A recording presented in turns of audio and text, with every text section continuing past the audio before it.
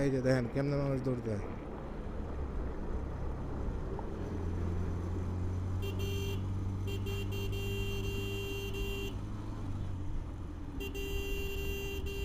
এই বাজারগুলো ক্রস করার সময় খুব সাবধানে ক্রস করতে হবে সবারই, কারণ এই বাজারের দিক দিয়ে বেশি লোক এদিক ওইদিক দৌড়াদৌড়ি করে। এরপর অটোগুলা সিএনজিগুলা ডিরেক্ট রাস্তার ভিতরে ঢুকায় দেয়।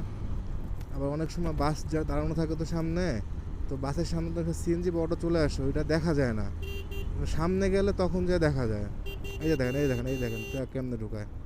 এটাই হচ্ছে এই রোডের রিক্স। এই রোডে আসলে যারা নতুন আসবেন অবশ্যই অনেক কেয়ারফুলি চালাবেন।